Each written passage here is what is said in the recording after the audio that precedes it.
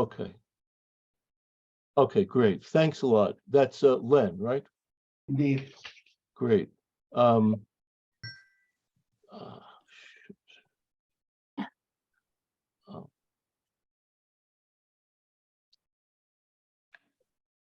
Hey, Renee, I don't know how to do this. Was this thing? It was time to call out to Renee. Yeah, well, Renee, how do you get the pictures on this thing? Yes, I told you. I don't know how to do it. All right. This? You click it, right? Oh, okay. Okay, okay, okay. And then this goes, that, oh, this is fine. What would Okay. he do without me?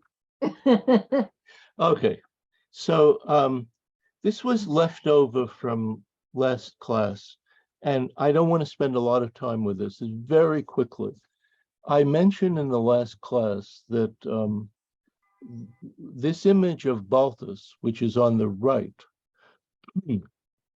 a number of art historians and critics related the image on the right to an image on the left. The image on the left is by a Swiss English artist named Henry Fuseli. Fuseli, Fusili. His dates are 1741 to 1825. This is an extremely memorable and quite incredible image. I think it's called, I think it's called The Nightmare by Fuseli. And in that image, Is there a horse there? what? Is there a horse back there? There is a horse. There is Okay. a horse, but it's more when I view it, when I think about it, it's more the creature Oh, yeah. and the woman. Yes. And so the connection is that The dwarf. that dwarfy creature and the woman on the right, and this strange creature and the woman reclining. That's all I'm going to say. and then the second one is Simon, just one comment. Do you suppose you can reformat here so we can see the square with the image? Because I don't know about everyone else, but I'm seeing like big swatches of white on both sides of the image, so the image looks far away instead of nice and close up. I'm not sure how to do this. You can make it bigger, Len. I New don't. options. Yeah, no, does no one else see the image with like big white borders? Yeah. Yeah. Yeah, I can make the image bigger, but then you're going to disappear. You should be able to just get to the image though, without. I don't want to spend a lot of time on this. So yours is very small. Is that it? Not very small, but it's just normally you just want to bring the. No, page I understand. Not the borders. Just go with it. Okay, that's okay. So this is the second one, which I also commented on last week. So now this is very interesting, and in a sense, this painting on the right is already crazy enough. But if it is correct that there is a link between the painting on the left and the painting on the right, then the painting on the right is even more blasphemous than you would have even thought. The painting on the left is a very well-known painting that's in the Louvre, and it's called the Avignon Pietà, Avignon, and that's a photograph that I took of that painting. That's a photograph that I took of that painting. It's a fantastic painting. The dates for that painting are 1454 to 1456. Now, the connection here, according to some of the writing, is that the woman, or actually the girl on the right, is the pose of the Christ figure.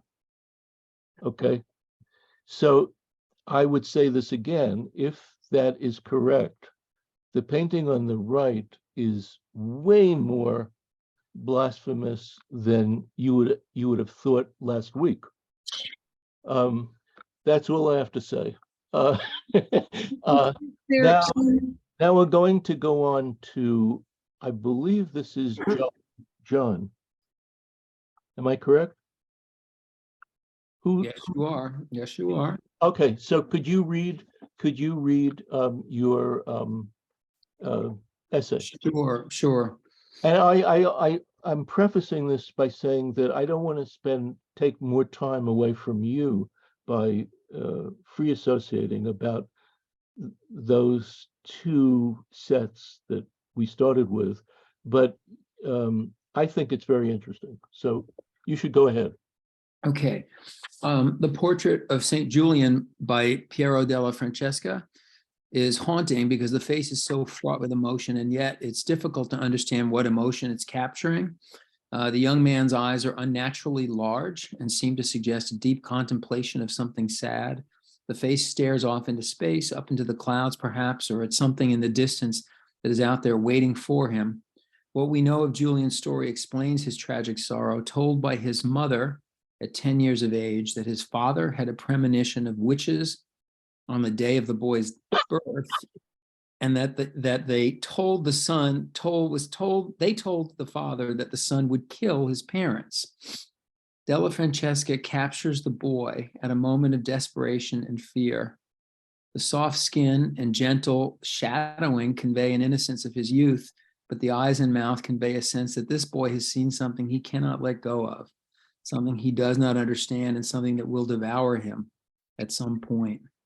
I've read that this was a fresco on a wall, so I don't know if the framing of the lavender foreground is intentional. The shadow on his garment seems to suggest that it's part of the painting, in which case he's gazing behind a broken wall, representing a place of distance, casting him away from the viewer and the world in his own space. Perhaps he's turning back to look at the home and parents he's determined to abandon, or perhaps he's looking ahead to a future that's detached from his current life. The wall behind him suggests ivy or some plant growing. The wall in front is pale and cold, and his body is partially obscured and unfinished. Gustave Courbet's self-portrait, the other portrait, hangs in the air. His self-portrait hangs in the air, hovering wildly over what appears to be a deep crevice, unfinished in the painting. It is possible that the feet and knees of the man are solid underneath him, but one has the impression he cannot sustain this position without falling. The attention to the left hand, outreached over the space and into the air, seems to suggest that down he must go. Just above the hand, we see the dark shading on the artist's face, compounded with the desperate look in his eyes. 400 or so years after Della Francesca, we see a similar gaze of desperation, looking dead ahead. The lovely pastoral scene behind him is literally broken down in front of him, and he leans into a dangerous and chilling landscape ahead. Both of these portraits convey a sense of alarm, as well as a deep desire to save these characters. That's what I felt anyway. Locked as they are in this moment of troubled emotion and realization, both paintings seem to be warnings. Beware, they shout. Just behind you is my fate, and perhaps yours. Courbet lived in a time of revolutionary change. His world is on the edge, and there's no turning back. Della Francesca's inner dialogue is equally troubled, but there's uncertainty in his eyes and his posture. He's waiting for something he believes is inevitable and terrifying. Courbet sees his future right now, his hand on his head grasped at his skull, and the red outline behind his arm. The billowing coat adds a sense of drama and despair. The red and the black of his coat may have a meaning to the French society at the time he was writing, and they were wrestling with the battle lines of rich and poor emerging throughout Europe, battles of church and state. Courbet is on the cusp of a tumultuous moment, Francesca lives and breathes while he waits to see his fate. It's just so beautifully written, really. You know, at some point during the class, you submitted something and maybe you didn't have enough time or, you know, you were distracted, but I remember writing back to you and I don't really know you well enough. I took a chance and I said, you know, you can do much more to flesh this out. And, you know, this is a little perfunctory. And then you took it further and this is even further. So compliments, really, really done well. Thank you. Yeah, Thank you really. for the encouragement. Yeah, really. Okay, so the next one I have is, let me see, the next one is Kristen, which is this.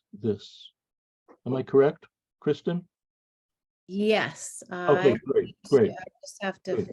get to my notes. I need to shrink this screen. Good, good. Sorry. I don't know how I can ever follow the fine writing that. Well, you have your own prism and you follow that. Yes. The Piero della Francesca painting, the first one. This painting that depicts the nativity so carefully done, so beautifully executed, even though it is incomplete. The quality of the work, the brightness, the light in the background in the sky is striking. There is tremendous attention given to surprising details like the background landscape, as well as to the colors of the clothing and the way the clothing falls on the women, the shadows and the folds of the clothing, but it's in such an unrealistic way. Nothing would actually move or fall that way in real life. And yet it's beautifully executed. In contrast, the faces are so blank, expressionless, emotionless, porcelain. Everything about this painting is unrealistic. It seems as if Della Francesca is depicting a play or tableau of the birth of Christ. But one would think that a staging of this event would be an expression of joy and jubilation. Yet here it appears that there is none, not from anyone, including Jesus' mother, who is kneeling stone-faced to worship him.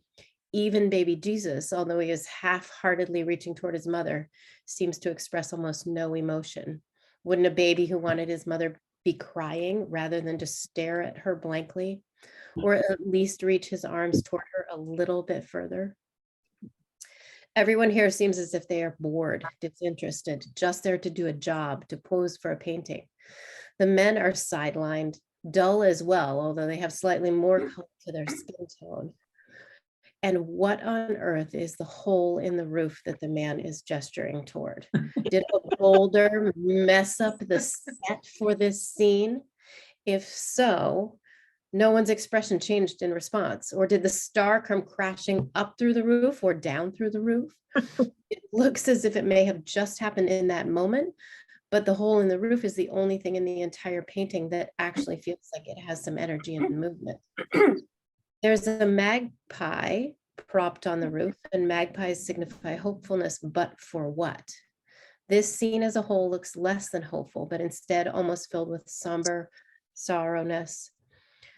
And although the quality of the paint, the details and the bright beauty of the colors are rich with light, and it is beautiful, the painting as a whole is beautiful as a result. The lack of energy is a very striking thing, and I would love to have seen it completed. The painting by Courbet of the girl in the chair made me want to keep looking and gazing at this girl. Her look and proportions are strange, and she looks uncomfortable and none too happy, but there is brightness to her face, and the space feels warm. The placement of her sitting sideways but centered, the gentle turn of her head with the lines and curves of the chair, the curtains and the plant are in perfect balance in the background, and they all work to demand that your eye is drawn right to this girl's face, even though it is not a friendly or inviting face. I did read also that this is his sister, and he used his sisters as models. quite often. She almost has a masculine face. It is strange in a way, so serious and serene. And it certainly is the lightest and brightest part of the painting, which makes me think that Courbet must have loved his sister very much. I do want to keep looking at her. There is a luxurious and calm feel to the colors used in this painting, and great attention has been paid to the light and the shading throughout the painting, even the shadows and squares of light shining through the chair onto her back, as well as the way the folds of the curtain are shaded. But I could not decide if it looked realistic or not realistic. The more I looked, the harder that became for me to determine. And I imagine that in real life, it looks even richer and more textured. And I really wonder if I would have a feeling if I saw the actual painting about whether it looked realistic or not. Yeah, that's very well done. You could say so many things about the Piero and in the context of the Courbet. It almost, in a weird way, it almost seems to me that the Piero is more modern than the Courbet. Yes. And the Piero is, as I said last time, an artist very much loved by abstract expressionists and purely abstract painters. And it has a stillness about it and So does the Courbet. that's hard to put into words. It's hard to catch or summarize. This is a good reproduction of that painting. It's very clay-coated quality. And this painting is located in London and at the National Gallery. And it is really super striking. And I almost feel like the painting shouldn't be finished. It should exist in this unfinished state. I don't know why why it's unfinished like this. In any case, Yeah, it does make it very interesting. Yeah. In any case, thank you so much. And let's go to the next one, which is Kathy. And I hope I got this right. So this is Kathy. That's Great. okay. So I'll read what I wrote. In choosing these two paintings, I found that both employ compositional principles showing recession of space into the picture plane. Super, super, excellent. I wrote more from an artist's point of view. Della Francesca uses the principle of linear perspective, specifically one-point perspective, to show the recession of space from foreground to background. Terrific. He also uses a relatively low horizon line, possibly to show that the foreground figures are men of some importance. The vertical lines of this composition dominate, showing dignity and power. The color scheme is a triad of reds, blues, and very low chroma yellow, a classic color palette. The Balthus also shows recession of space through the use of multiple overlaps from foreground to background. In contrast to Della Francesca's dominant vertical line, Balthus uses diagonal lines in the figure, drapes, the placement of the rug, and the cast shadow. Terrific. Thank you. This shows more movement rather than a static vertical or horizontal line. The curvilinear line is also throughout the painting in the legs of the table, stool, folds of the drapes, and the figure of the girl. The diagonal and the curvilinear lines in this composition are balanced by the horizontals and verticals of the baseboard molding and the pattern of the wallpaper. The somewhat analogous color scheme of this painting is one of warm tones, gold greens, forest greens, raw sienna, and a muted pale yellow. The colors are repeated in the pattern of the rug, which produces harmony in a painting. And then I guess one last thing that I didn't write because I saw it later was the Della Francesca, the values are more light to middle tone dominant, where there's a strong contrast in the Balthus between almost a silhouette in the foreground against a very light background. I think what you wrote is beautiful. I just want to add something that you should think about, which is that both these paintings, it's not just about the perspective, they're very spatial. So in other words, like the space in the Balthus that's above her, the diagonal space above her, and the space to the left of the three individuals in the Piero painting, it's both of them are very formal, and the compositions are really astounding compositions. So if you know the paintings of Lucian Freud, who's like one of my favorites, he does not use space like this. Space is more offhand or even perhaps awkward. This is really composed. Both of them are really composed, and terrific description. Yeah. Yeah, really terrific description, Kathy. Thank you. Okay, so let's do the next one, which is Victoria. And that's this one. Yeah, so I didn't end up writing anything. I figured I'd just talk about these. And the one on the left, the Courbet painting, initially it seems like such a serene kind of imagery of these women on the riverbank in this park, and the colors are very pretty and kind of luscious and everything. But when you actually look at the women themselves, they're weird. Excuse me for using the word weird, but one of them just seems to be sort of off in her own head someplace, and the other one in the foreground. And I was struck last week when you were showing these various images of how so many of the women in all of these images just seem to be flung about.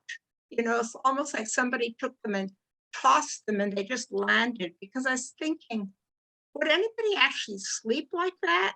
You know? Yeah. And she kind of seems dead. I mean, so a lot of these women ended up seeming kind of dead to me, you know, and it's just a weird thing when you look at this painting more closely, to take this kind of idyllic image and then it looks kind of creepy when you look at it more. I mean, it's very beautiful the way it's composed and painted, and I love the colors and stuff, but it just left me thinking, well, that's kind of creepy. So anyway, and then the one on the right, the Balthus painting is definitely creepy. And it's interesting that everybody's describing that small person as a gnome or something, because I immediately thought it was a child. And to me, like all of these kind of sexualized images, I don't know if I would really describe them, Simon, as sensual so much as sexualized. You know, they seem almost violent in a way, or very aggressive. And also that one painting that everybody had such a strong reaction to that last week, the guitar lesson. The guitar lesson seemed kind of in kind with the rest of these, where there's a lot of kind of sort of pedophilia in suggestion, if you will, in his paintings. And it's just, and it seems almost like it's some kind of like fantasy world that he's living in. And some kind of what? Fantasy world. Oh, yes, yes. And I don't really know what's going on here, but again, that woman who's draped on this chair could be alive, but she also could very well not be alive. And, you know, and the child, it's just like, oh, look, world, look what I did now. I killed her or something. And it's just, I mean, it's completely sort of riveting because you are trying to figure it out. And also, you know, it brings up so many sort of conflicted feelings of, oh, is she attractive? But ew, that's creepy, you know. And it's just interesting. I wasn't familiar with Balthus's work before. And when I was going back and look at the other images, they all started striking me as a little creepy, even the ones that were clothed. So, but I'm not saying that he shouldn't paint that. I'm not like trying to be judgmental about it, but it's just interesting, sort of the way to look at the world. Yeah, really very good. Thank you. Thank you. One thing that occurs to me based on your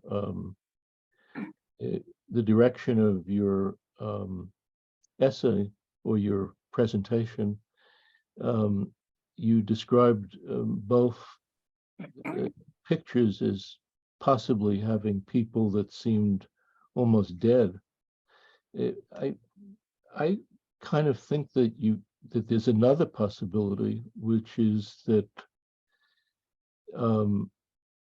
this is a rite, R-I-T-E, especially the one on the right, R-I-G-H-T, a rite, R-I-T-E, and it almost seems like the woman on the left, the lower part of the left, there's a kind of sated quality about her, and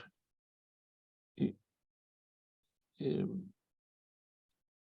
very sensual, possibly sated, possibly a tryst with the two of them.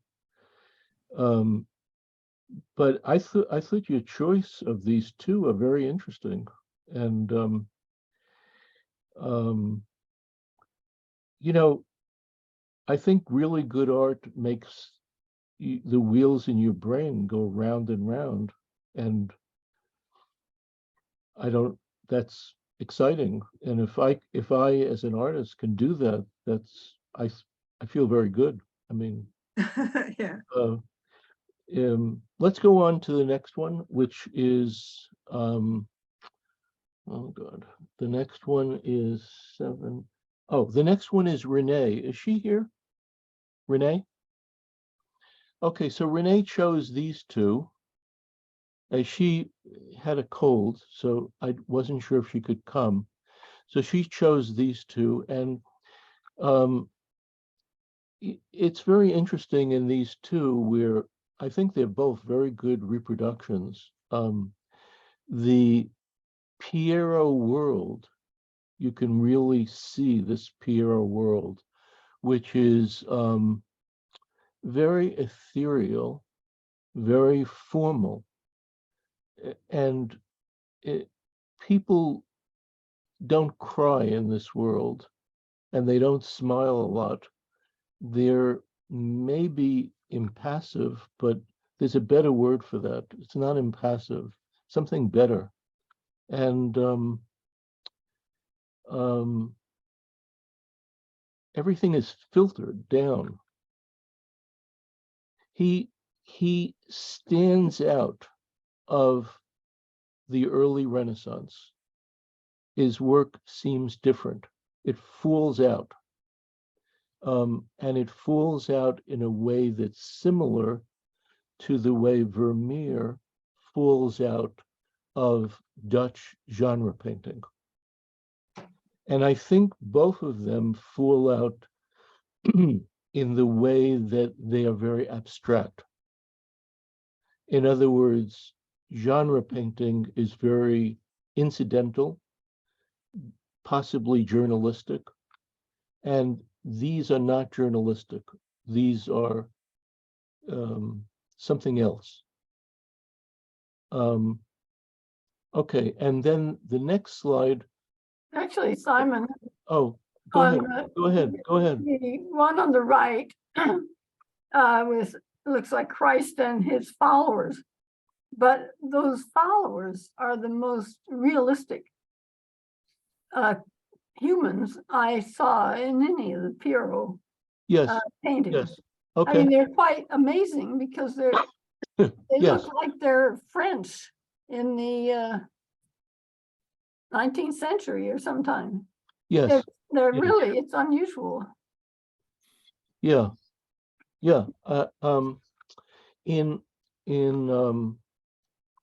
one of the towns I visited, where the Pieros, you go on a Piero trip from town to town in Tuscany. I believe it could be the town where Piero is buried, and maybe the same town as where his mother is buried. And in some of those towns, the graves are stacked above the ground, one on top of the other, on top of the other, and then widthwise.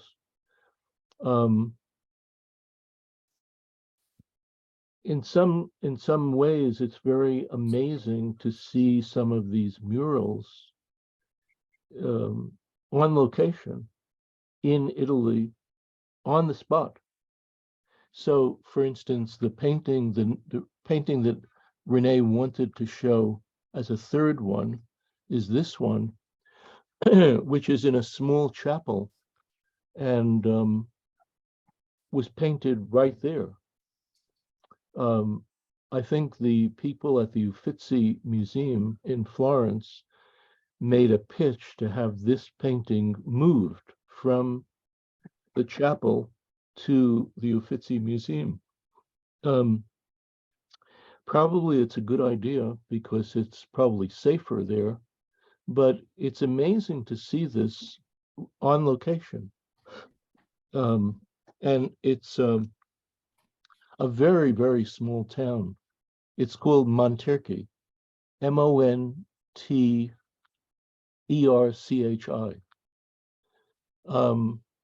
Okay, so the next one I have is David, and this is what I see for David.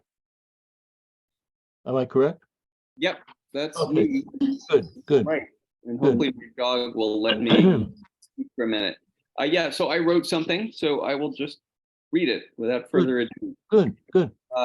Separated by 500 years, Piero and Balthus, somewhat stylized, two-dimensional, shape and geometry focused, balanced compositions focused on women in an opulent setting. Both settings are a visual feast with rich colors and absorbing patterns, and with pleasing structural balance, symmetrical in the case of Piero, with the women flanked by angels who kindly hold back fabric, or counterbalanced elements, the person on the lower left and the window on the upper right in the case of Balthus. I can't decide if the women are the point and the focus of each work, or merely another structural and design element, in one sense, existing to balance the remainder of the canvas's images and composition, or in another sense, presiding a focal point for the remainder of the canvas to complement. Balthus's work, to me, that's on the right, has a Renaissance quality. Although essentially nude, the woman still resembles the Madonnas in many early Italian paintings. Somewhat stylized, her body contours and face indistinct and defined by their shape, like her oval belly. She is two-dimensional, and we see her shape mainly through outline. I get little sense of three-dimensionality or physicality. I don't relate to her as a living, breathing, thinking, feeling human. She more plays a structural compositional role in the work. Of course, when I'm looking at 15th century Madonnas, I know I'm looking at an object of religious veneration. and I'm being referred to biblical narratives. I am not sure what Balthus intends. Are we to venerate this, quote, Oriental beauty as herself or as just another decorative feature? The Renaissance comparison only goes so far. The model's body is unnaturally splayed on a diagonal with her right leg extended obliquely to the floor, while her left leg is folded under her, surely an ineffective way to sit or to keep from toppling off her divan. Her pose provides kinetic interest, or at least kinetic potential, like a coiled spring or a person holding an unnatural Pilates pose. Surely she will need to stand up or adjust at any second, and we've just caught her in a moment, one that, along with her strong diagonal, provides a kinetic and energized sense to the canvas. Her pose also makes her an interesting study in proportion and line, again, without three-dimensionality, posed against a rich interior with patterned wallpaper and rug. The canvas is balanced by the shuttered window at upper right in a lighter color that echoes the model's skin tone and offsets the richer colors of the wall and floor. The small table at right further offsets the weight of the model on the left and adds rich color and structural interest. I think part of what is arresting about Balthus is the injection or his injection of something unbalanced or full of kinetic potential within a composition that at the same time finds its own balance. Some combination of the rich yet slightly faded colors, the opulence of the setting, the enigmatic model, and her unnatural but interest-creating pose make this work grab me. I have less to say about the Piero, although I love him. I think he generally does miracles with light, and I find the rich red backdrop and the figures to be aglow. The symmetry of the image feels to me formal, yet conveys the importance of the center figure, while the parted drapery suggests dynamism that would otherwise be lacking. Like the Balthus, the figures are shape-driven and don't give much of a corporeal sense. The central figure, is she a pregnant Mary, looks serene, hand on her, yes, oval belly, head slightly cocked, features not fully distinct, but serene and, dare I say, faithful. The richness of the palette is dazzling, especially after all these years. And like the Balthus, there are such interesting touches. The gold edging of the red fabric, the pleated interior of the space behind her. We are given an overall composition that is harmonious, this one less imbalanced and potentially kinetic than the Balthus, but beautifully and strongly composed and balanced. That's what I got. Well, that's terrific, terrific. Looking at these together, it seems to me that you can clearly see Balthus's interest in Piero. The painting by Balthus is quite large. I'm going to guess 80, 90 inches wide. It's just crazy, but 80 inches or more wide. The surface of that painting is unbelievable. The surface is very matte, almost like it's painted as a fresco, but it's painted in oil. And I think that on the surface, I think he used a mixture of casein and oil to get that matte quality. And I think that there is something in the paint as well, like maybe marble dust or something that he's mixed up with everything. In that painting, the composition is fascinating because it's very, very flat. It almost feels like the top of the painting could be coming forward. This, I believe, was modeled after a room in the French Academy, which I think was called the Turkish Room, and had these mosaics on the wall, tiles on the wall, and the tables with the objects on them is, part of this world. And the woman I believe is his wife, who is Japanese, Japanese woman who was, I think, Balthus's maybe second or third wife, I'm not sure. And very interesting looking woman, and he extremely striking. And there's a daughter who is fantastically interesting looking. Would anyone want to comment on this, on these two? Or a question or anything? All right, let's go on to the next one is Alan, which I hope I got right, which is this one. That's right. Okay, great. All right, so the one on the left, the Balthus, is, I think it's called The Room, and that was painted somewhere around 1953. And the one on the right, the Courbet, I couldn't really find, I don't think, the correct name, but it was called The Bather or Two Nude Women, and it was painted in 1858, so they're almost 100 years apart. Balthus' The Room is a very large painting. It's about 9 feet high by 11 feet long. I had come across the painting before Simon's introduction, as I had been looking online at some of Balthus' work, and this painting just grabbed me. I stared at it for quite a long time. What first attracted me were the erotic position of the woman and the wonderful composition created by the juxtaposition of the two figures with each other and the drawn drape. The space is relatively dark and cool. The coloration of the greenish walls and the floor contrasts with the sunlit window, which bathes the woman's body with warmth and light. The cat sits on a book, which in turn sits on a small high table. Its red eyes stare angrily from its high perch at the Rumpelstiltskin-like dwarf pulling back the drapes. Why are you letting in the light? The cat seems to ask. The table against the wall with the ewer and the bowl help to balance the composition. There is definitely a story here, or a dream, or a fairy tale, perhaps. As this painting is so large, I zoomed in to observe its texture, which looked bristly. I searched for a higher resolution image in order to see the texture a little better.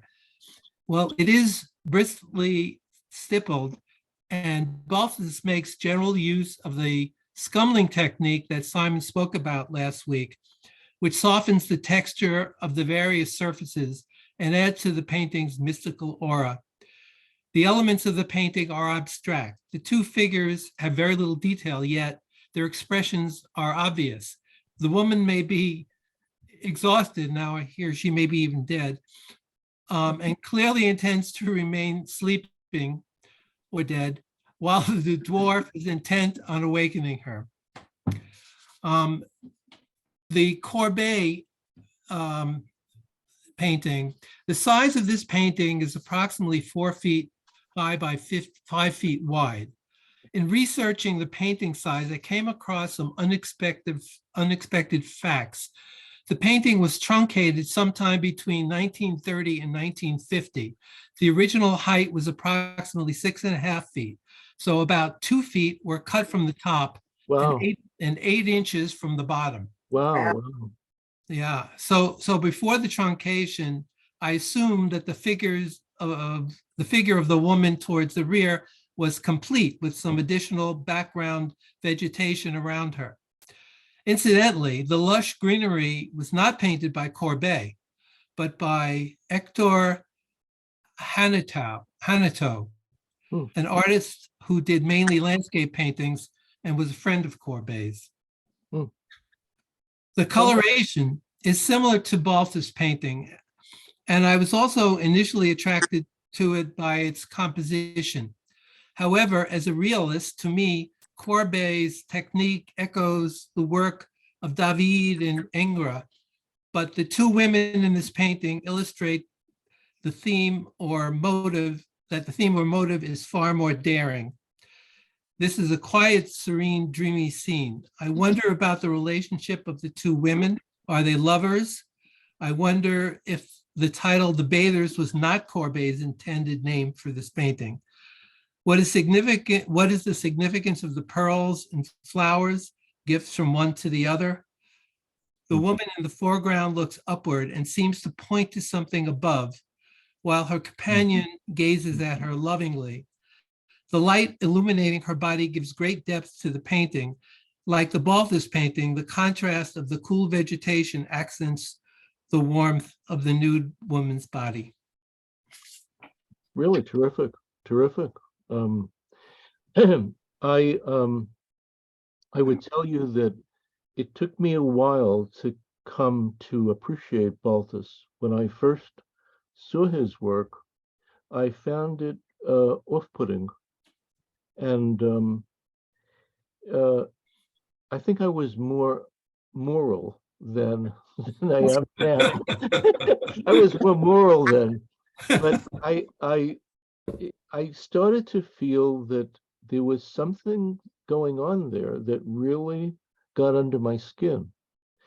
And I was fortunate enough to get this grant to study at the American Academy in Rome. And after we were there for about a month, there was a very large exhibit in one of the largest exhibition spaces. And the theme of the exhibit was foreign artists in Rome, a anthology of work. And this painting was there. And I really have to say that it stopped me in my tracks. And it also has a lot of the qualities of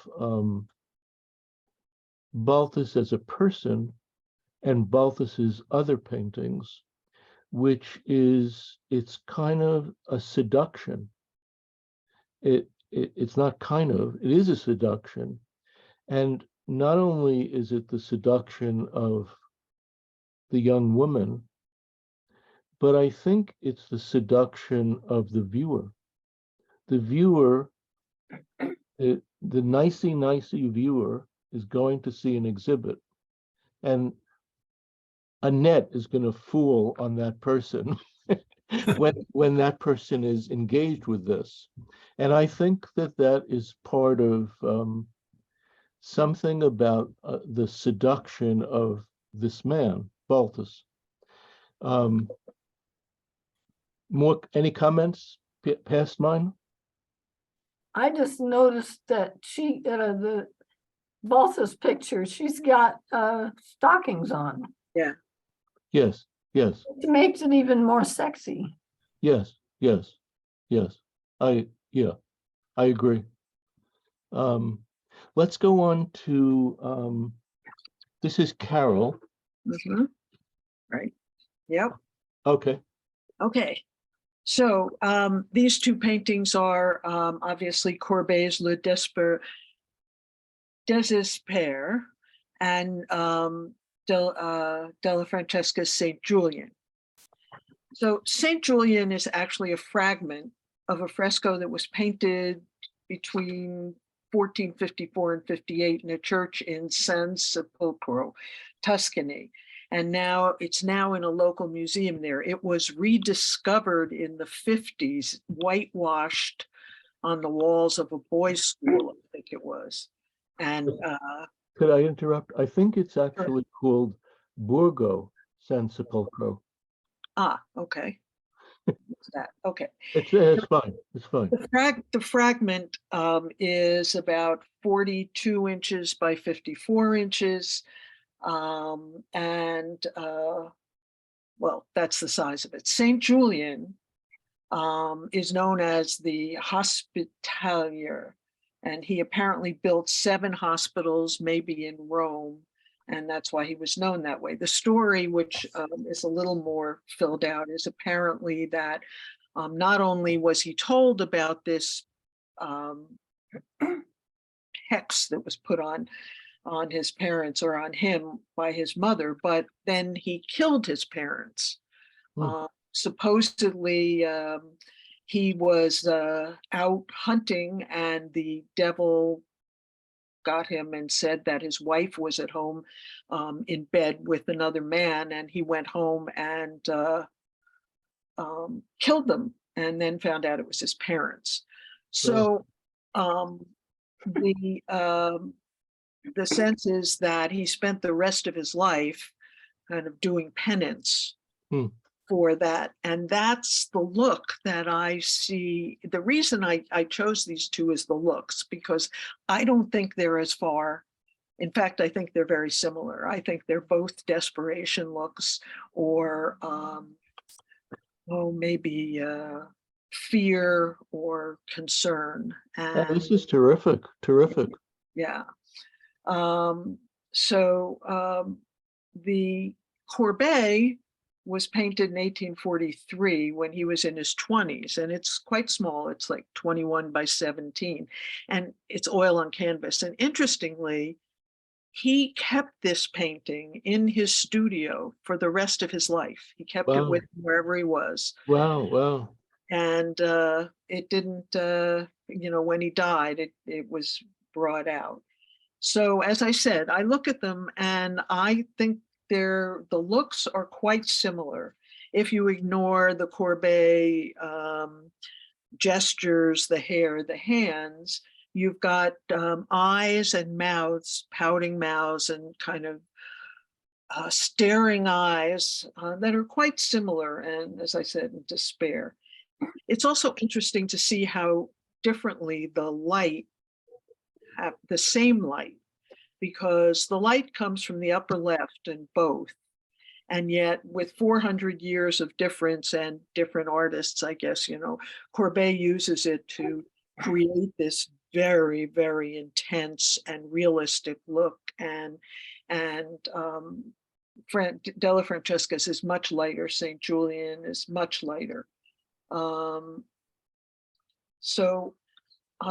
the other hand, there are some very major differences, as Simon, as you were discussing last week. Della Francesca is very abstracted, and if you look at the eyes, they're almost geometric. They're just lines, and yet he does this incredible, look with just this very, very spare line. Courbet, who you compare it with Courbet, who works with every nuance of the face to create his look. There's shadows under under the eyes, there's darkened eyelids, and the way even the light creates this topology of his forehead. This face is totally realistic. And it's not a lack of ability, because it's clear. Della Francesca, look at the shawl around him. He's clearly able to create depth and folds and everything, but this is his choice, which is this abstracted look. It's really incredible to me that in this great difference, these two create this same kind of look. That Courbet uses depth and three-dimensionality to create the look of despair, as opposed to Della Francesca, who uses a much simpler, but in the end, they both create the same feeling in me. That's it. Carol, I'm very struck by your essay, and it occurs to me, I have a hunch about something, and my hunch is that you haven't spent a great deal of time previously writing on art. Correct. But this writing is just wonderful. And you've taken a lot of the terms, the ingredients to our discussions, and woven it into your point of view. Well, thank you. And I think that's just great. I mean, I think I've learned a lot of it. well, no, that's great. It's really terrific. And I agree with your take on both of them. And I didn't know about his parents, the Piero, the character what St. Julian, happened, yes. but I didn't know that at all. And I, That's the story, the legend. I don't, you know. yeah, but I think your point about one being very realistic and the other not is super correct. Hmm. Let's go on to. Actually, I just wanted to say something about the Courbet, the desperate man. Yeah. My feeling from the first time I've seen this is that he's making a drama out of it. And that he isn't really desperate. He's just trying to see what he can do with a self-portrait. I agree. I don't get a sense that this guy is desperate at all. Right. I He's agree. playing around. I Mhm. agree. Yeah, Yeah. I agree with that. I would go with that too. I agree too. Yeah, I would go with that. I also think I mean this is like not as dignified as what Carol's is said, but I think that he looks a bit like Johnny Depp. This is not on Carol's level. This is on grade C level. Okay, so the next one I have is Len, and let's see if I could find this. Oh, this is Len. Okay. Very good. So these are two works by Balthus. On the left, we have the portrait of André Derain, 1936, oil on wood. It's approximately 4 feet by 2 feet. And on the right, we have Young Girl at the Window, 1957, oil on canvas. It's approximately 5 feet by 5 feet. My natural instinct as an adult is to protect a child. Indeed, most parents would give their life for a child's life. One manifestation of this protective instinct is that we are sensitive to the sexualization of children. We recognize the dangerous implications of ascribing adult sexuality to a child. Because of our sensitivity to this issue, we assess media and artistic representations of children with a critical eye. We aim to err on the side of the safety of the child. In reading about Balthus, one encounters early and often contentions that he sexualized children in his work, most notably in his series of paintings completed between 1936 and 1939 of his neighbor Thérèse Blanchard when she was between the ages of 11 and 14 years old. I find that my knowledge of this controversy creates an inescapable lens through which I'm compelled to view and interpret all of Balthus's work. Perhaps others here tonight had the same experience over the last week. Consider Balthus's portrait of André Derain. The esteemed artist Derain appears to be in or outside his studio as suggested by the canvases on the floor. We might infer, therefore, that the girl seated behind him is his model. Yet, given my knowledge of the controversy surrounding Balthus, my instinct to protect arises, and Derain, portrayed strangely in a bathrobe, appears both menacing and predatory. The unchaperoned child with a partially exposed breast appears sexualized and vulnerable. The imbalance of power in this painting frightens me and makes me wonder why Balthus chose to compose his subjects in this manner. Consider next the young girl at a window, composed in 1957, 18 years after the final painting in the Thérèse Blanchard series. Had we been told this painting was the work of Degas or Renoir, we might see simplicity and innocence in the image. Yet knowing the work is by Balthus somehow imbues it for me with a sense of voyeurism. Balthus created in a gray space. creating images that unsettle viewers to this day. From that gray space, he forces us to confront questions of morality and ethics that transcend art. And in so doing, his art becomes transcendent. It becomes timeless, subject to inspection, introspection, and debate that will endure as long as his paintings are shown. Of all the artists we've studied together, I suspect that Balthus will lodge in my memory as much as, if not more than any other, because of how his paintings forced me to consider these larger questions, how they forced me to labor over what I would say here tonight. Balthus traded the staid reputation of a technical master for the stained reputation of controversy. I suspect that his greatest fear was not scorn or derision, but anonymity, and that he had no regrets. Well, that is brilliant, and the two paragraphs where you end, could you go back to the two paragraphs? Of all the artists we've studied together, I suspect Balthus will lodge in my memory as much as, if not more than any other, because of how his paintings forced me to consider the larger questions, how they forced me to labor over what I would say here tonight. Balthus traded the staid reputation of a technical master for the stained reputation of controversy. I suspect that his greatest fear was not scorn or derision, but anonymity, and that he had no regrets. Okay, go back 3 paragraphs. Oh. Read the paragraph Yes. before that. Balthus composed in a gray space, creating images that unsettle viewers to this day.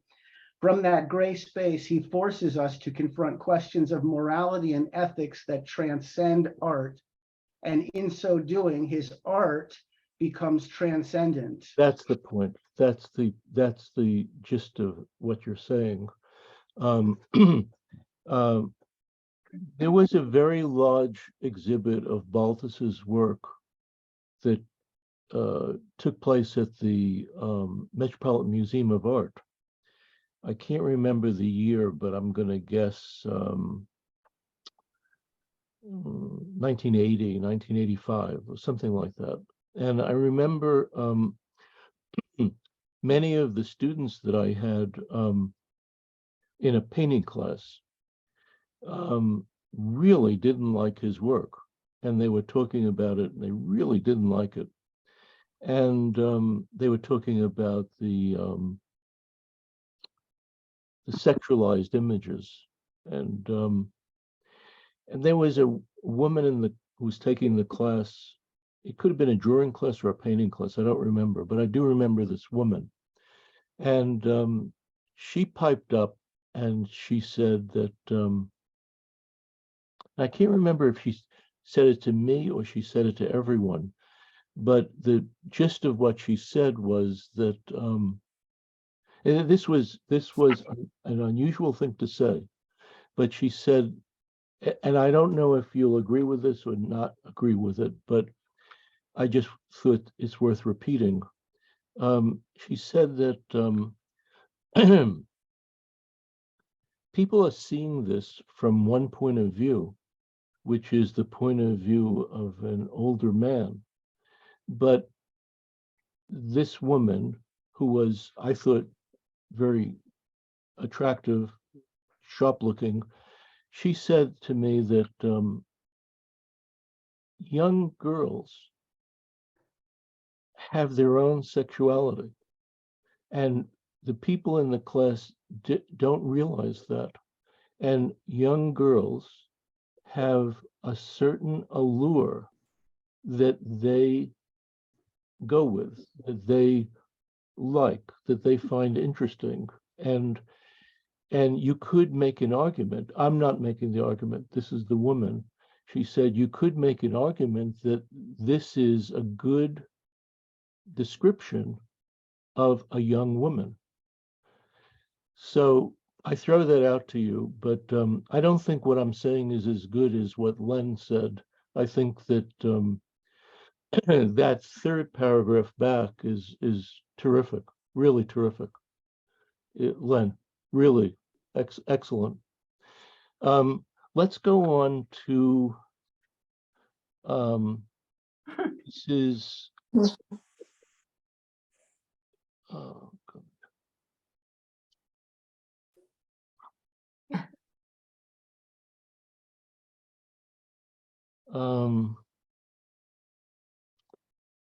I don't know what's happened here. You'll have to call Renee. Hey, Renee, something happened here. Oh, God.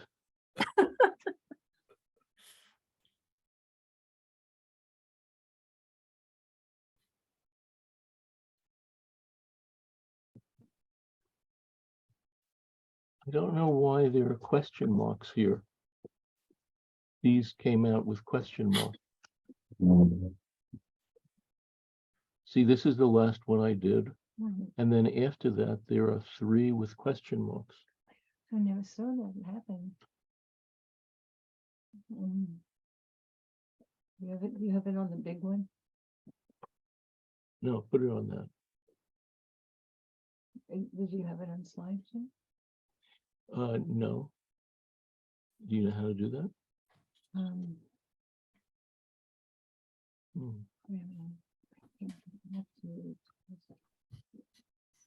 How do I get back to? Oh, this? No, you won't. What happened here? Oh. Oh, wait a minute. We're gonna try it again, okay? This. Okay. Here. Oh, Okay. okay. Okay, see if you can get down to that, where I left Oh. off. Oh. How did that happen?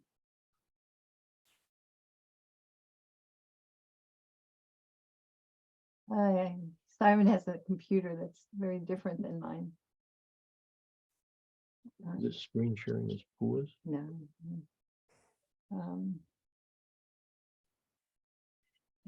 What do you want to do? I want to get that back. I don't know where it went. I want to get rid of this. Let's get rid of this. Maybe it'll come back on. We can see the images if you can just drag down the scroll bar.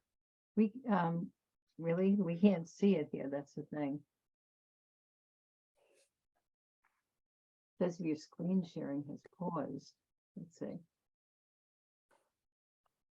Oh, here we go. I had to get back to it.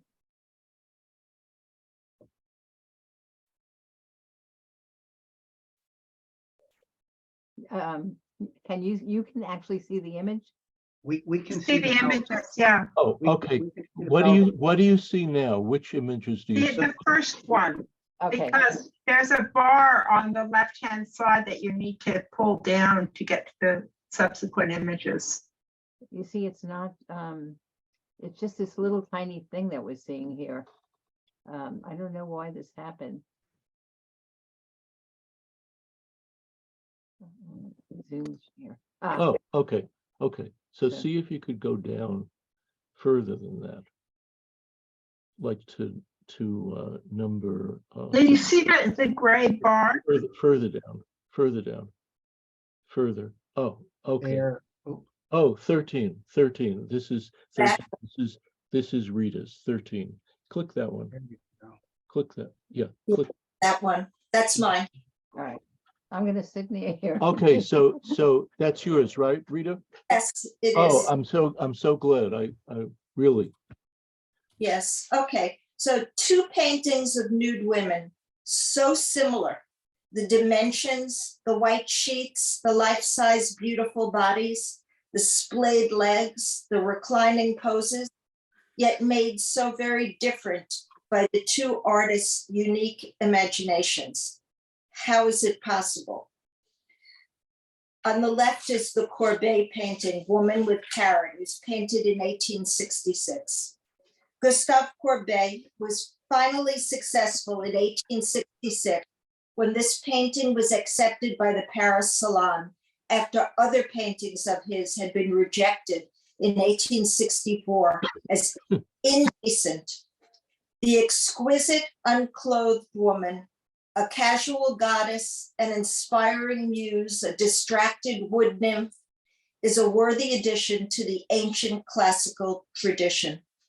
The exotic oriental background of patterned drapery against lush nature, the glow, or perhaps the afterglow, of marble skin flecked with peach and amber, the gleaming curls, the flawless curves, the cast-off garments, the playful moment of unguarded repose, the uncaged bird. All is uninhibited vitality. All is a celebration of and an invitation to life's eternal pleasures, forbidden and otherwise. The painting on the left is The Victim by Balthus. It begun in 1930, I want to say 39, I think, but it wasn't completed until 46. In 1935, Pierre Jean Jouvet wrote a novella titled La Victime, The Victim, dedicated to Balthus. Jouvet and Balthus were friends and in the same art circles. Although I was unable to find out exactly the subject of the novella, I was able to glean that it was about a woman named Dorothée who was somehow unlucky in love. I also read somewhere that once World War II erupted, Balthus served for a time as an orderly, taking bodies off the field and possibly having had a nervous breakdown. I'm not sure of this. I only found one source that said that. Did you ever hear of that, Simon? No, but your writing is great, terrific. Although Balthus began this painting in 1938, it wasn't finished until 46, once he was safely able to return to his Paris studio after the war. The backstory is of interest as I ponder the painting, wondering how the bleak intervening years weighed on Balthus as he finished his work. I chose this Balthus painting over his more sexually provocative and mysteriously alluring works. To me, The Victim was a departure. If I had not known, I would not have been able to guess that this was a Balthus. This is nakedness without his usual strange, fetishistic eroticism. The young woman, almost floating, somehow weightless and fragile above the shrouded funereal palette, is without question beautiful, with her long, graceful lines and exquisite curves, but without sensuality. A knife lies on the dark floor beneath her, hinting at violence. I view the crushed, soiled sheet, the inert, awkwardly positioned body, bruised and sallow, the slitted, unseeing eyes, the still reddened, clenched hand at the end of a now limp arm. The dark pallor of the grave is everywhere, except for the ghostly white shroud which frames her. Dead? A failed suicide? Emotionally spent after a brutal assault? Abandoned by her lover? A casualty of war? Her life-size, seemingly lifeless body voices a mournful cry of suffering, of despair, of the soul's death. Very well written.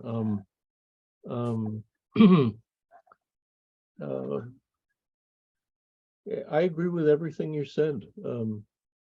Reader, I'm curious to know what you make of my recounting of the statement by the young woman in my class years ago. Well, I'm curious to know if I got my point across, what you think of it. I'm not sure if point actually was, but I think that as girls become pubescent, they do start to have an awareness of their body. These paintings certainly weren't from the point of view of the girl. None of they're from his point of view. They're just not from the point of the girl. Yes. But nevertheless, there is a blossoming sexuality in young girls that can be very alluring to some men. So Yeah. it brings back to the original criticism that I think we all have of the paintings, or the discomfort of the paintings. They're very psychological. Yeah. He may be feeling that he's pointing out and uncovering a psychological truth of the way, like that last man in the bathroom, that's Harvey Weinstein. Yeah. Yes, yes. Harvey That's Weinstein. true. Harvey Weinstein. But Harvey Weinstein, I don't think he would have that interesting a look. This guy is more interesting. Well, maybe because he's in a painting. But yeah, Balthus himself more than once said that he was not painting Lolita-like Yeah. young girls. Yeah. That's not his point at all. But of course, the lady doth protest too much, perhaps. Yes, yes, Yeah. yes. But also in the painting that you chose, the one on the right, you have all of the characteristics of a certain seductiveness of the artist, which is like, look at me, don't look at me. Approach, don't get too close, walk back. Take me in, walk back. Mhm. This ambivalence of, I want to see this, I'm a little guilty about seeing it, walk back. Walk Mhm. closer, walk further back. And that tension in the viewer, he's manipulating almost like a puppeteer. Mhm. Almost like a puppeteer, and you are a marionette there, and you are under his spell. Although I feel like this is a more sincere painting than his other paintings in the sense of being less manipulative. I agree. I agree, and I think you're right about how this woman seems different than the younger ones. Yeah.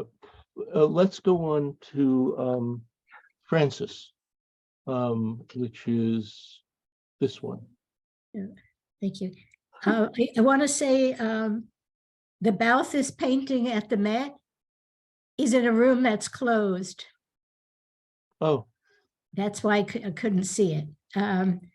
It's 907. It's in the contemporary art wing, the northwest corner of the museum. But that room is closed, so that was interesting to see it. So, is he shocked at what he sees or what he has done? Is it his own image he's reacting to? A painting he's made that reveals something repulsive about him to himself? Has he committed a heinous crime and just realized the depth of it? He fills the frame, bringing him close so that we cannot escape what horror is present. We are experiencing it with him. Muscles, veins, every fold of the fabric carefully, and to use Simon's words, sensuously depicted. It is a beautiful as well as mysterious painting. The colors are muted with a narrow range of the palette, yet conveys as much shock and motion as if the colors were bright reds and yellows. There's a green tint to his face, increasing the sense of something deadly. He is wearing perhaps his studio clothing, his hair unkempt. He may be poor or not, we cannot tell his status in society, but see that he has the hands and muscles of a worker. We do not need to know that this is a self-portrait, could be anyone who has received a shock. In contrast is Piero della Francesca's portrait. The man is still and seems self-satisfied. His high status is conveyed by his clothing. Although it is bright red, he is calm and still. He's also positioned very high above a landscape, another way to convey his importance. He has no interest in us or in our reaction to his picture. Although the details of the face are much more limited than in Courbet's, there is sufficient information for us to recognize him if we were to meet him on the street, but he wouldn't acknowledge our presence if we did. The clothing details are enough to give a sense of a body with them, shading to make the head round, folds and shading on the jacket, but these are minimal. A general flatness increases our distance from him. That's what I had Well, to say. Yeah. Francis, is that okay? Yeah, that's Yeah, that's great. That's terrific. Very, very descriptive, and I agree with you on both counts. And they're very interesting together. Yeah, his nose is great. I think a gunshot went through his nose. I think that's the story. I think this is the Duke of Montefeltro, and a figure of nobility in Urbino. And I believe that in Urbino there are like maybe three paintings. And well, I think this is not in Urbino, this is in Florence, but the one that's in Urbino is the Flagellation. So the next one and the last one is Lucy, and that's this one. Lucy? Yeah. Well, I've been considering two less famous paintings of Courbet. They seem very personal to him and are separated by 20 years, which Lucy? time-space shows in the way they are presented and painted. Number 28 is a portrait of his youngest sister, Juliet, who was 12 years younger, the youngest of 4 sisters. She was clearly a favorite sister, evidenced by the number of paintings and drawings he did of her. Courbet was supported financially by his family, and she was very close with her brother.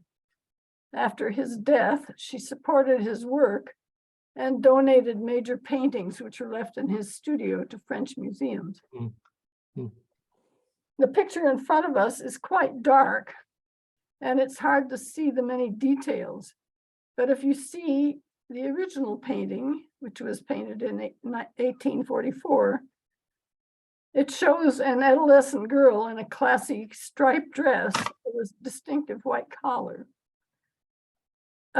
sitting in a wicker dark wood rocking chair. Behind her is a heavy embroidered curtain with a floral design. And beside that, a plant in a large vase. All of this background has a striking, rich color, which you cannot see here. The young girl has a lovely, delicate face with rosy cheeks and blue eyes, which you can't see here, which look away from her brother, the artist. Her form is very clearly delineated, as if the artist started out with a dark penciled drawing. This delineation is what strikes me as so different from number 30, which is Jo, La Belle Irlandaise, the Irish beauty, painted in 1865. She was the mistress and model of James McNeill Whistler, who was working in Paris at the time. Courbet and Whistler were friends, but she may also have been a lover of Courbet. He did a full-length painting of her wearing a white gown, looking as if she had just entered the room. The picture in front of us is extremely sensual, without being naked, and beautiful. She seems not to be posing, but idly looking at herself in a mirror. You can almost feel her hair in your hands. One has the feeling this painting didn't emerge from the lines of a drawing, but that it was created from the air. And I am thinking of other sensual paintings of Courbet, the famous nudes, some of which, in fact, the last one that we saw, when you look at it, you can sense what their skin would feel like. That's pretty much what I have to say. After viewing all of the paintings in this collection, this class collection, I am realizing that subject matter matters, at least in figurative paintings. Presumably, the artist is endeavoring to get us to see what he sees, or he or she sees, but with his special signature, which evolves over a lifetime. This is where emotion, sympathy, admiration, shock, disgust, boredom can affect the onlooker. However, one can still enjoy looking at how the artist accomplishes this, figuring out how he uses the paint, how he uses the form, the shape, the look of texture, whether he's doing any of these things. But in doing so, he's getting you to see what he sees. And maybe you see something else, which the artist may not have intended. Well done. Lucy, I think that you're taking the time to slow down and really look at these is clear by your writing. Well, that's why you look at art. Huh? Yeah, but you've really done that here, and thank you. Well, you should try to find that picture of Juliet, because it's so different from what you see here. You mean the sister? The sister, the original. Yeah. And I can't remember, I found it on one of the websites. Yeah. It's completely different looking than this. Yeah. In this, it looks like she has dark eyes. In that, she has very blue eyes. Yeah. And so, Where is that painting up there? I don't know where the painting is. Well, I would just like to say that I've thoroughly enjoyed this class, and the best group of writing that I've encountered in any of the classes.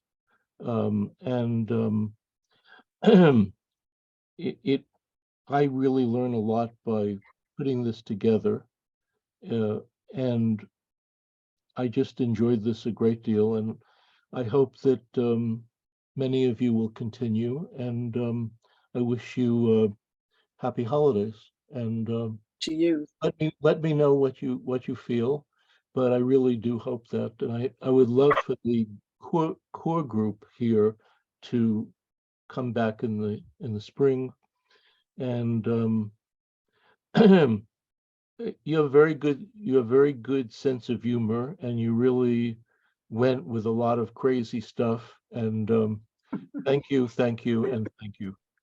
Thank you. Thank you.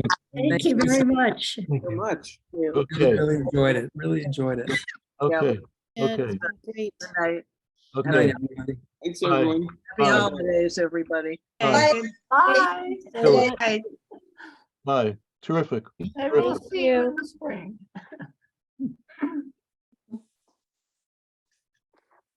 Thank you, Simon. Yeah, no, terrific. Hey, Lucy. Hey, Lucy, Hey, Renee. It's Renee. Just in case Here's Renee. something else comes up. Here's Renee. He's Yeah. the savior. The Well, savior is here, right Were next you to me. hovering on the edges there, waiting for some? Yeah, I didn't want to intrude. You know, if I'm unpaid labor if here. Renee didn't come along, The images I had were question marks, Yes, I know. 3 question marks. I wondered how you were going to solve that. Oh, man, I panicked. I just absolutely panicked. I don't know how to do this. Well, yeah, well, I'm probably in the same boat. I'm Yeah. not swift when it comes to computers. Lucy, are you still coming in to babysit for, Occasionally. Oh, let us know when you do that. I know we need to make a date. Yeah, you Some- really should. You really Yeah. should. Yeah. Well, the thing is that they now, one of their older daughter is now going to a private school on the Upper East Side. And so that makes it much more complicated for them because they have to get people to pick her up after school, and sometimes it's grandpa and Why sometimes why did they choose to send her so far away? because she wasn't doing well at the public school. Right, but I mean, there's. I think it was partly because of the pandemic. She had a not good teacher the first year, her kindergarten year. But she was struggling. She struggles with socializing with other kids. And it was kind of just a chance that they ended up going to a private school. They had looked into another private school, Brooklyn Friends or? No, Brooklyn, something else, school, which they liked, but they couldn't afford it. But then I think probably the website they looked at on probably said, well, there's some other schools that are somewhat like this. So this was, let's see, at the end of it was last year, actually. In August of that year, someone from the Hewitt School, that's the name of the school. I think my friend works there. It's an all-girls school, and My friend works at that school. I have a friend there. oh yeah, Marian Sacco. Oh, really? Yeah. Really? Yeah, No, she's Oh. very smart. what grade does she teach? I'm not sure. I don't know if she has a class or if she is the literacy chair, or I'm not sure. Yeah, her name is Marianne Sacco. Yeah. okay, maybe I'll meet her at some point. Yeah, Well, they think it's a terrific school. It's very diverse, and they are very interested in modern issues. And they feel like Stella has just made huge leaps going there, and they're now thinking of sending their second daughter there. They were given a scholarship for her, fortunately, and hopefully with their second child, they'll get another one, because How old is the second one? How old is the second she's one? 5, and she's now at PS 29, which is where Stella went. But she's a much more social kid. She has a lot of friends in the neighborhood, and I think she's doing fine there. Mhm. But I think they see what a valuable school Hewitt is, and they don't want her to miss out on what's there. And so that's they've just decided to go that route, and it's hard on them because they have to take their kids up there. I mean, they have to take Stella there, either Andrew driving or else taking the subway, it's just. But I think they feel that they made a correct decision. Well, you know how that was with Simona. Yeah, I mean, finding I, schools- as a public school teacher, I just had the public schools, have to be good, and, that was my thing. And then the school that Simona went to, St. Anne's, all right, they build themselves as a school for intellectually gifted children. And I always resented that. I thought, Yeah. need Mhm. it, blah, blah, blah. But what happened was when Simona went into middle school, when she went into middle school, she went to like the local middle school here. Mhm. You probably know the story. After a month, we were sitting at dinner table, and she made an announcement that she was not going back to school again. Yeah, she said that. She said, I'm not going back. She said, the teachers don't like to teach, the children don't like to learn. I get a headache there. Oh, yeah, I bet she did. and she said, I know you don't have money for private school. And I promise you, I will study on my own all the time. All right, remember that? She probably would have too. Yeah, I know, but the first thing I did was go in the bathroom and cry. Oh. I didn't know what to do because it was a month into the school year, you know? Yeah. So we had a friend who was on the board of a school called Woodward Park, all right, which is in our neighborhood. And they're supposed to be like a very progressive school, blah, blah, blah. She got Simona like a huge scholarship there. We hardly paid anything, right? But when she got there, the head of the school said they wanted to skip her a grade. Oh. And I don't really agree with skipping grades. I think there's something for being in with your age group and Right. Yeah. and but they were very insistent. They said she would be bored. She's well beyond where that sixth grade was. So we went along with it. So she went into the seventh grade. There were 12 children in the class. And she's young anyway. Her birthday's in September, you know, so she Yeah. and she hated it there. She really when after at the end of the second year, when she was finished, if they sent like they would send like alumni things and stuff, she didn't read it. She just ripped it up, you know.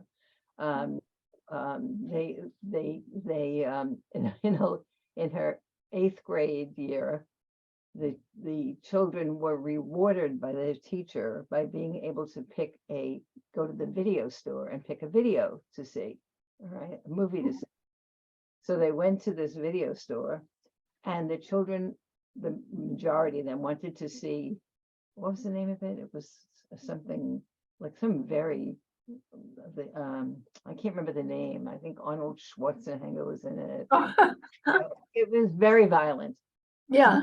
Really didn't want to see it. I mean, like really didn't want to see it, you know, but she was over, you know, and it was an R-rated movie in any case, you know.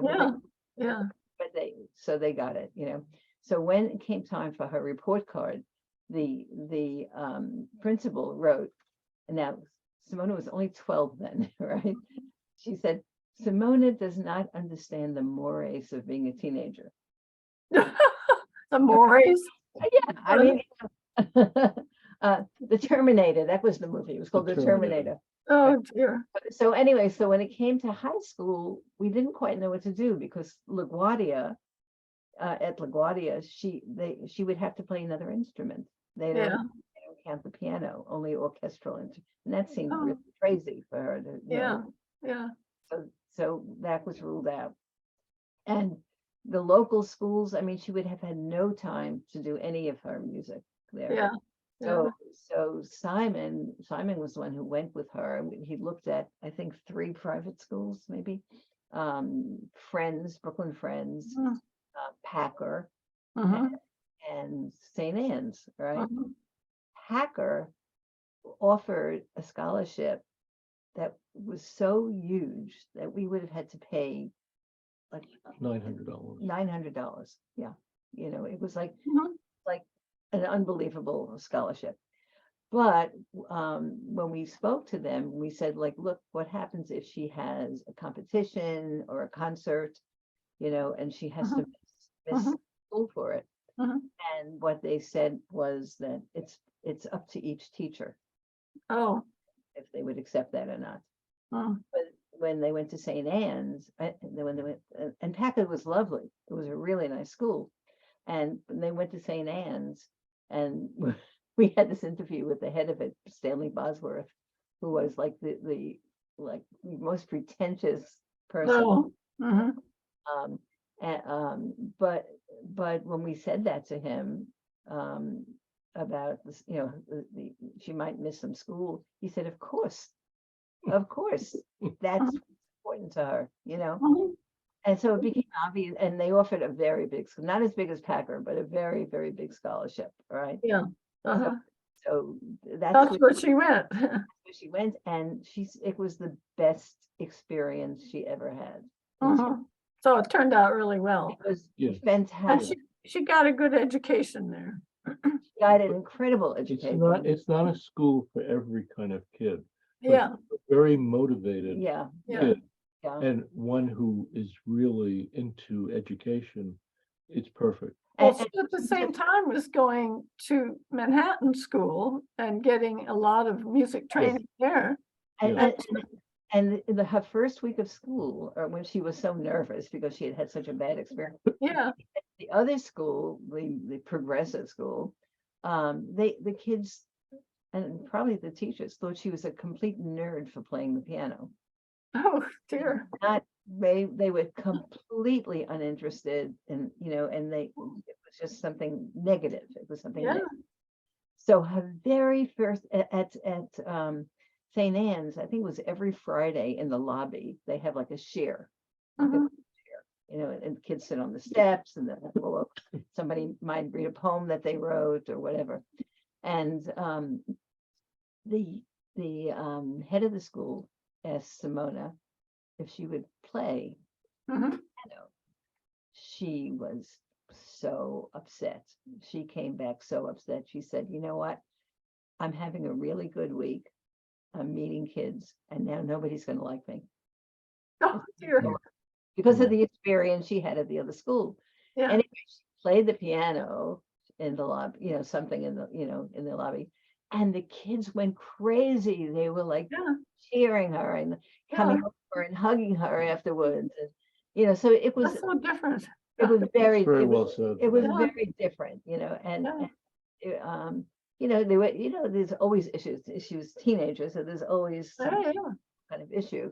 But it was great. And Stanley, this pretentious Stanley, what he did on the senior year was he would have an individual meeting with each student. Mhm, mhm. And when he met with Simona, he said, this is what he said to her. He said, I know you are going to go on to be a pianist, but if you ever want to do anything else, you're going to succeed at whatever it is you do. And that meant a lot. I didn't even know he said that until recently. She told me, Uh-huh. but that was really good. And then when she went to Juilliard, and the courses, the academic courses were really, she said, like Mickey Mouse courses. Yes. Stanley spoke to someone, it was him, at Columbia, that allowed Simona to take some classes at Columbia. Yeah, well, I think that's now become more Now it's a standard. program, now it's a regular, but then it wasn't, Yeah. Well, there are a lot of students there who are kind of Mickey Mouse type students. I mean, they're good musicians, but they're not very interested in That's anything right. intellectual or anything. Yeah, yes. But, well, the thing, yeah, Lucy, I before we say goodbye tonight, I want to just reiterate that I really like the way you pitched in throughout the term. oh, like I interrupted. No. The way you wanted a question answered, you wanted to say something that you felt, you were there. Yeah, oh, And thank you. I really like that. Well, this is a really interesting class. I mean, the repertoire you chose was a lot of it I really didn't know much about at all. Yeah. Courbet, of course, I knew about. Well, I mean, some others, and Piero. That just speaks to the early Renaissance and the music which comes out of that period. And it's all, for me, history is huge, and Yeah. that speaks in terms of art too. Yeah. So, I mean, paintings and things, but I mean this because sometimes when people take this class, they feel a bit intimidated. They Yeah. feel like they're not worth saying something. yeah, Really try to encourage everyone to contribute. yeah. I Well, I really think they try- did. I try to get everyone into it, and I really like that you were there. Yeah, well, I would like to try to, I liked what you said about maybe I could take not all the classes in the spring semester. It's just, we don't know what's happening You yet. have to, you think about it. I'll get back to you. You think Yeah. about it. Yeah, Is Ben still coming in to play with the Metropolitan Opera? yes, he is. He's doing it all the time. Simona got Wow, tickets. amazing. Simona bought a ticket for herself. She treated herself to like $300 tickets To the to see- Met? to see the hours. Oh, yeah, I want to see that. And so You know, if she wants a ticket, she should contact Ben because he can get her a house ticket Oh, really? oh my God. Really? for $55. Oh, She paid, are they good seats usually? I And mean, very often they're ones that are too expensive to sell, you know. oh, wow. Yeah, I will tell her that you because tell her, yeah. she's taking a sabbatical. Yes, I saw that. I just saw that today. You know, so that would be nice things for her to do, but Was he in, did he play in Medea? no, I didn't see him. No, he didn't. We got tickets for like 3 of the high definition. Oh, yeah, Live HD, yeah. Yeah. Yeah, that's amazing. That and so we- Yes, Yeah, amazing. it's totally different from seeing it at the Met. it And then- actually was really good. We really felt like. Oh, in- it is, yeah. Yeah, The only very thing good. is that they have to zoom in on the singers who are singing. Yeah. And that leaves out part of the stage, Yeah. which is interesting. But in a way, it's just totally different experience. Yeah. And then I also like the interviews at intermission, you know. 'cause the- Yeah. Oh, yeah. Yeah. So I mean, you know, going to the opera is so damn expensive that. Yes, well, Oh. well, if you want to go again, let us know. Okay, okay. Absolutely. Absolutely.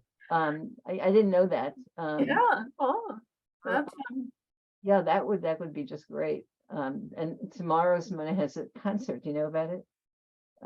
It's at Miller Theater. oh, yes, right, yeah, I can't go. With Alexis Gerlach. Yes, right, she's doing all the gamba sonatas. And they played through in our house the other day. It was Mhm, so beautiful. So mhm. absolutely beautiful. Well, then she's doing also a concert with 2 other pianists. Yes. We had Weil on our series this past fall, and he was wonderful. Really? He This is played pictures at an exhibition among other Russian pieces. Huh. Excellent, yeah. Yeah, that's in December. Yeah. Yeah, they're always on Thursday nights, which is usually good for me. And but they're doing the same concert in Worcester. I don't know how. you Yes, Probably know. yeah, it. I don't yeah. know. My sense of geography is awful, you know. Oh, it's from us, it's about an hour and a half east. It's almost directly east Oh. in Massachusetts.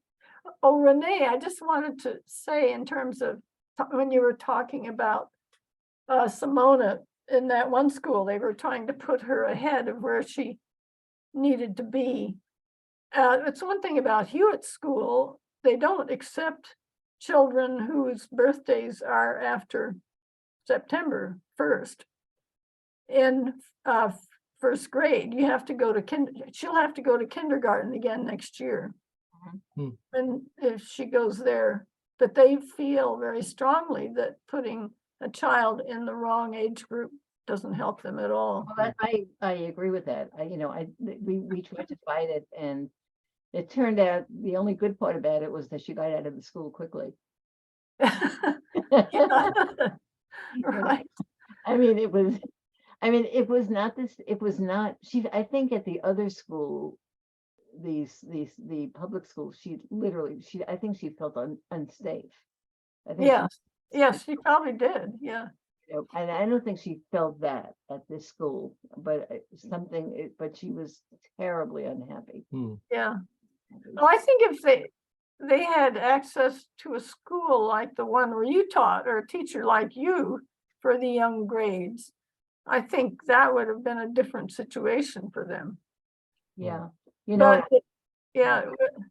But I mean, I think PS 29 is probably quite a decent school, but Stella is kind of an unusual kid, and so she needs a little bit of. I spent one day working with the teachers there, like one consulting day. And now this was, I don't know how many years ago, 7 years ago, something, I can't remember. But what I did find, and I worked with the kindergarten teachers, was that they were a little bit rigid. They were not as accepting as, they were not accepting of what I was suggesting. Maybe there was one, I think, who was, but I think, but I was only there for one day. Yeah, so it'd be hard to really I tell didn't, exactly. I didn't go often. And by the way, I am not going to be doing any more consulting. I have 2 more. I saw that too. I looked at your blog. Oh, you did read the blog? Yeah. Mm. And what I've been doing though, which doesn't bring in any money, but I love it, is like every Tuesday evening on Zoom, the way Simon does this, I meet with a group of educators. They're not all teachers, some are teachers, some are directors of schools, and they're from like all over the place. They're from, of course, the United States. They're from Canada, from Bolivia, and Taiwan. You froze. Can you hear us, Lucy? Oh, she's froze. What does that mean? It means that she froze. She's gone. Oh, Yeah, it just something happened. something happened. Oh, God, I look so old all of a sudden. well, you're fine. No, I'm not. I have to lose It's weight. this thing is. No, it's because nobody else looked that way. Weren't there essays? Yeah, good? yeah, really wonderful. But this fellow Len was Really? astounding, Huh. really, Yeah, on a different level. really. Rita's very good. Where is Len from? Is he the one who was from St. I Anne's? think he was in Connecticut. He went to St. Anne's. At You know, some, we at should end some this. point, I will find, oh yeah,